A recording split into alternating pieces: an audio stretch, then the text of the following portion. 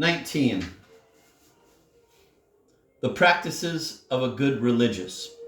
The life of a good religious ought to abound in every virtue, so that he is interiorly what to others he appears to be. With good reason, there ought to be much more within than appears on the outside. For he who sees within is God, whom we ought to reverence most highly wherever we are, and in whose sight we ought to walk pure as the angels.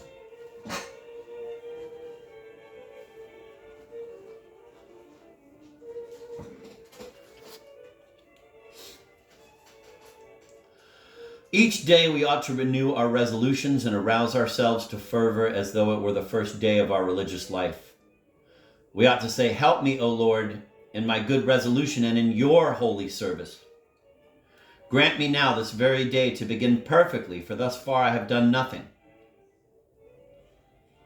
As our intention is, so will be our progress, and he who desires perfection.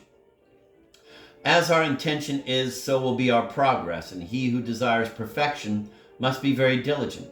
If the strong-willed man fails frequently, what of the man who makes up his mind seldom or half-heartedly? Many are the ways of failing in our resolutions. Even a slight omission of religious practice entails a loss of some kind. Just men depend on the grace of God rather than on their own wisdom in keeping their resolutions. In him they confide every undertaking, for man indeed proposes, but God disposes. And God's way is not man's. If an habitual exercise is sometimes omitted out of piety or in the interests of another, it can easily be resumed later. But if it be abandoned carelessly through weariness or neglect, then the fault is great and will prove hurtful. Much as we try, we still fail too easily in many things.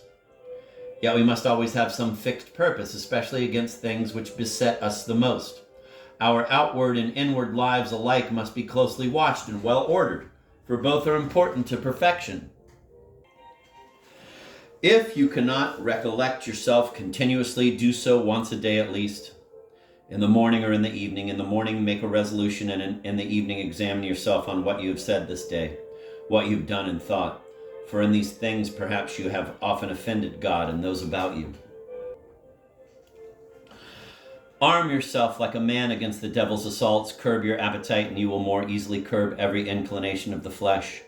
Never be completely unoccupied, but read or write or pray or meditate or do something for the common good. Bodily discipline, however, must be undertaken with discretion and is not to be practiced indiscriminately by everyone. Devotions not common to all are not to be displayed in public, for such personal things are better performed in private. Furthermore, beware of indifference to community prayer through love of your own devotions. If, however, after doing completely and faithfully all you are bound and commanded to do, you then have leisure, use it as personal piety suggests. Not everyone can have the same devotion. One exactly suits this person, another that. Different exercises likewise are suitable for different times, some for feast days and some again for weekdays. In time of temptation, we need certain devotions. For days of rest and peace, we need others. Some are suitable when we are sad, others when we are joyful in the Lord. About the time of the principal feasts, good devotions ought to be renewed and the intercession of the saints more fervently implored. From one feast day to the next, we ought to fix our purpose as though we were then to pass from this world and come to the eternal holy day. During holy seasons, finally, we ought to prepare ourselves carefully to live holier lives.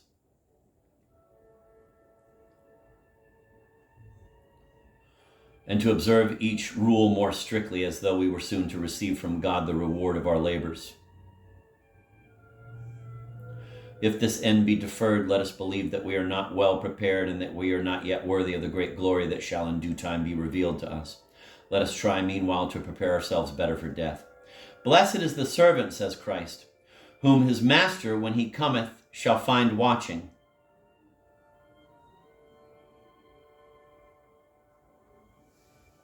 Amen, I say to you, he shall make him ruler over all his goods. Luke 12:43 and 44.